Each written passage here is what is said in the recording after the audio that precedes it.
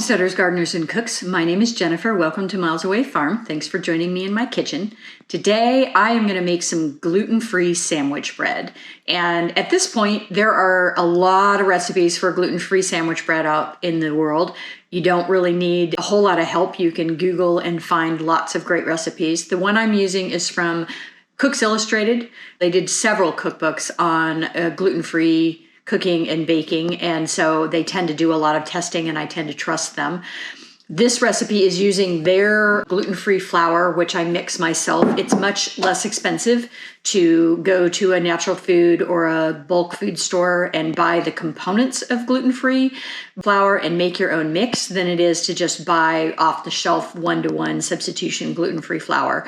So that's what I do. I'll look up and put the ingredients on the screen for you here. I don't remember what exactly is in it. It's been a while since I mixed it up. And the biggest thing to know about making a gluten-free sandwich bread, gluten-free breads end up being a batter bread, kind of like you would make, a zucchini bread or a quick bread.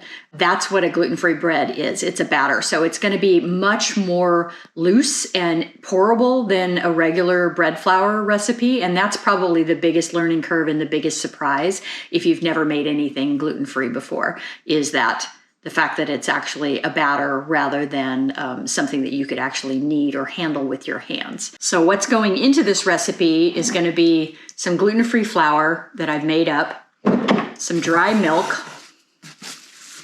I keep a jug of this in my pantry as one is a backup if I run out of milk, regular liquid milk, and two, just, if we end up in another COVID situation and the shelves are bare, it's nice to have some backup dairy. And so I always keep this on hand. It also is great for gluten-free bread making. We need psyllium husks. And if you've ever heard of the brand Metamucil, that's all Metamucil is psyllium husks. So basically this is a way of adding some fiber. It's also a way of helping all of the components glue together so that it is able to capture some bubbles. And so psyllium husk is in this. It's basically flavorless. It adds a little bit of fiber, which is a good thing. And you can pick this up in any natural food or bulk food store. They'll generally have it in the bulk bins, if not somewhere else. And then this has got some oats in it as well, and it calls for oat flour, and I'm just going to grind my own oat flour by putting the oats into a spice grinder. A couple of eggs, a few other things, we'll walk through that. And then I'm going to use a scale and weigh this out. Baking is a precise art.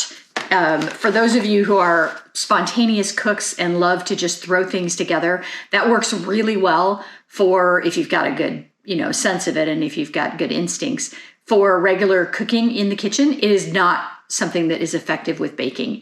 Baking is precise, it's chemistry, and you need to actually measure things. And so if you're the kind of person who really hates to measure things, this is going to be tough. I am the opposite. I'm at my happiest when things are very precise. It's just the way my brain is wired. And so I love recipes that use a scale instead of measuring by cups and things like that. So we're going to do this with a scale instead. The original recipe calls for an 8.5 by 4.5 baking pan. And then they have you make a tinfoil collar that goes around the top and gets stapled to give the bread more room so that it comes out in more of a sandwich loaf shape because it's a batter. And so it's not going to hold that vertical volume very well unless you've got additional sides. And so what they really need is an 8.5 by 4.5 by much taller bread pan, which they don't have. This is off the shelf.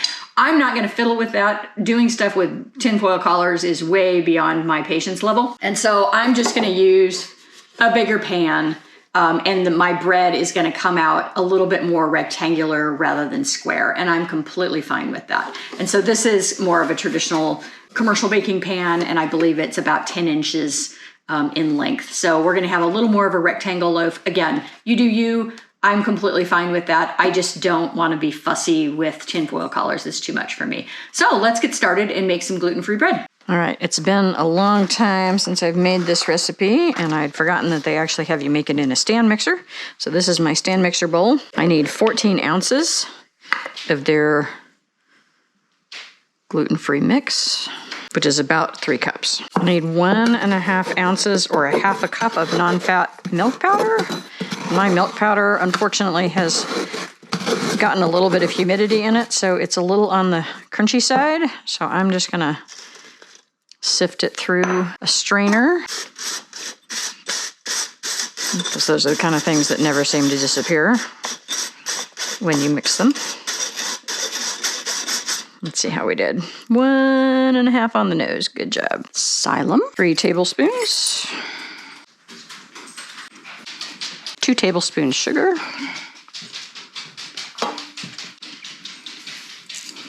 2 1/4 teaspoons instant yeast or rapid raise yeast. They say either is fine. That is the equivalent of 1 packet. I do enough stuff with yeast that I buy containers rather than packets. 2 teaspoons baking powder.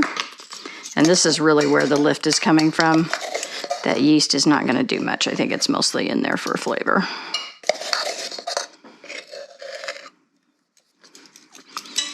You should always make sure your baking powder is fresh. Baking powder comes in several different formulas. A lot of them have an aluminum in them as part of the lift, and I can taste that aluminum metal. I don't like to eat aluminum for a variety of health reasons as well, but I absolutely can taste it.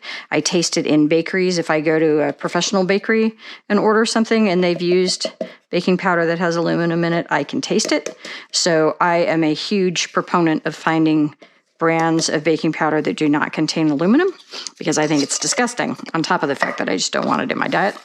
So Argo is a brand that does not have aluminum in it. The ingredients on this do not have anything that says aluminum. And then Trader Joe's makes one as well, which I also happen to have on hand. And then lastly, 1.5 teaspoons of salt. Do not forget salt in your baking recipes. It really is important for flavor. All right, we're gonna mix all this together. Oh, and I also have to let me do the oats before we get too far along here. So I need 4 ounces of oat flour, and I like to just weigh it out first and then grind it. That way I don't end up with some stuff ground that I don't need. So that's 4 ounces. I've got a max line right there, so I don't want to overfill this and burn out the motor. And this particular brand, spice grinder, which I'm sure is probably made in China, is no longer available. I looked recently, but you can find several other options that are very similar. What I like about it is this part comes off and you can actually wash it, which is amazing. And so it's not permanently attached. And then I really like when the cover goes over the outside instead of down inside, because if you're grinding something that's hard, it can chip the plastic and then you end up with plastic in your food, and that's no good. So look for the kind that goes over rather than in. And if you were doing a lot of this, you can totally do this in a blender, especially if you have a Vitamix. But for 4 ounces, it's not worth it to me to get the whole blender dirty.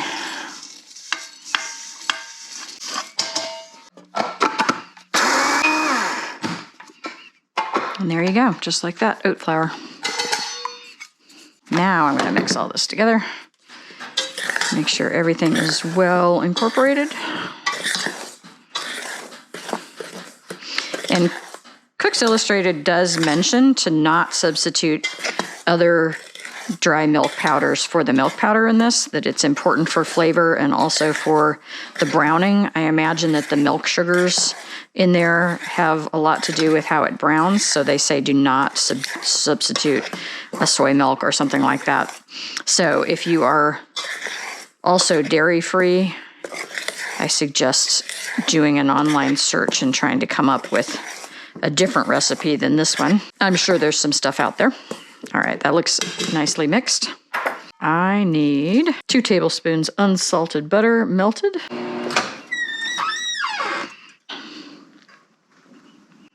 I also need 2 cups of warm water. And I turned on my electric kettle, but just for a tiny amount of time, just to warm that up.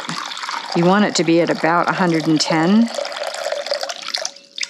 2 cups of water is 16 ounces or 1 pint.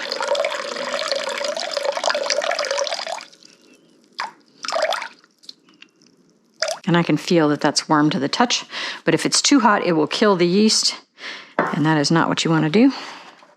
I probably could have gone a little higher because my eggs are going to be cold out of the fridge here. 2 large eggs. I do like the fact that this recipe calls for whole eggs and not egg whites, because I hate recipes that end up leaving me with part of an egg. If anybody's curious, each one of those eggs weighed 2 ounces. All right, we're gonna beat this together.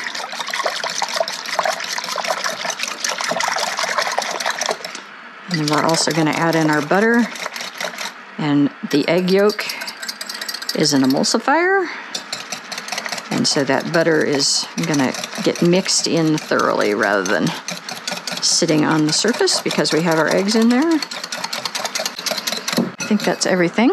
And this is a very old stand mixer that belonged to my father that I inherited, and I really need to take it apart and clean it and adjust it.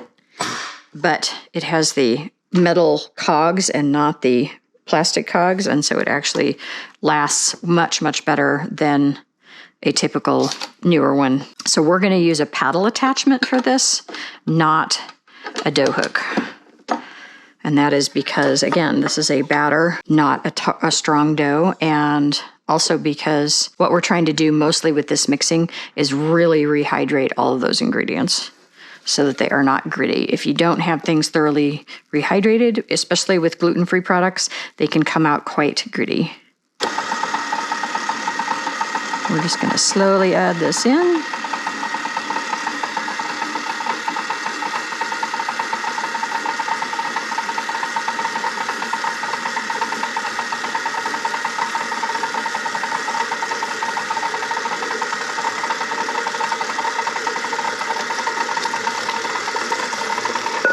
So this says increase speed to medium and beat for about 6 minutes. It should look like cookie dough, which it already does.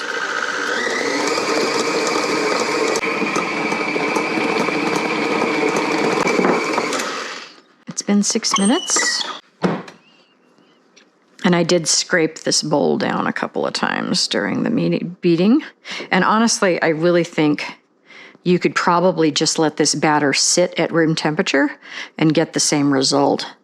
I'm not convinced that the beating is really all that necessary. I've seen a lot of recipes that just call for letting things sit and hydrate. So if you don't have a stand mixer, try that and see how it works for you. I think it's mostly just to let all of those grains absorb some moisture so that they are not gritty when they bake. All right, we're gonna dump all of this out into our greased bread pan. This dough is quite stiff, so it's gonna take a little work to get it out of there.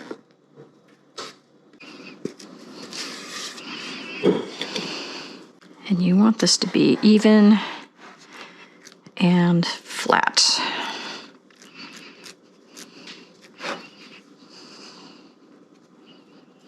You guys have no idea how much I edit out me cleaning off spatulas in my videos.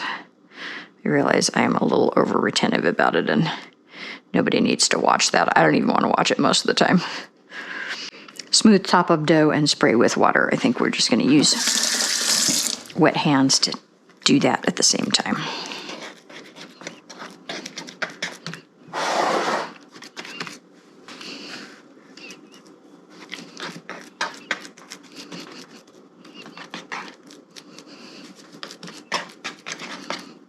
Let rise at room temperature until dough has risen 50%.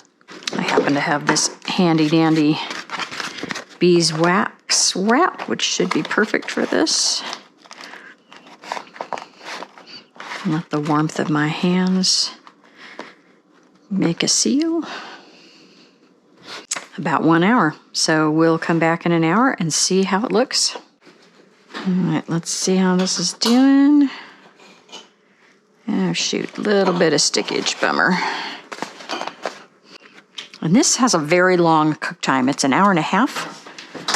So we're gonna put it in here for 45 minutes and then rotate and another 45. All right, you guys, our timer has gone off. It's been an hour and a half. Because this is a really wet dough, They suggested a very long cooking time to dry it out. I threw this over it about 15 minutes ago because the top was getting very, very brown and it seemed like it was not gonna be good to have it go another 15 minutes. That looks pretty good. So there's our loaf. We are gonna let this cool for about 10 minutes and then we'll pop it out of the pan.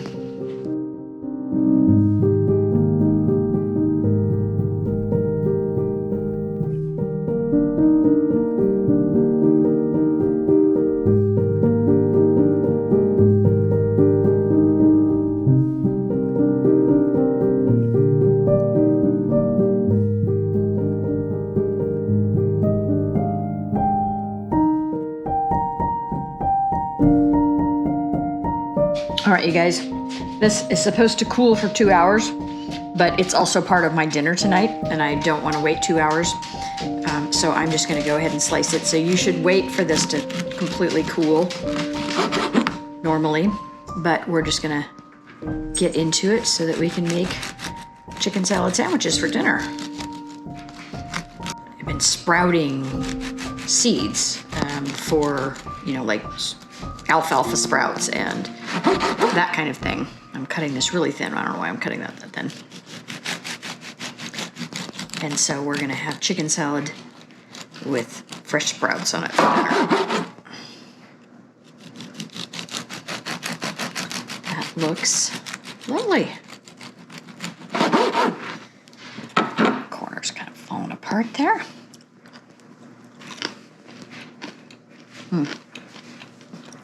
Very nice flavor. You can see it starting to mess a little bit because it's really not all the way cool. But you can totally see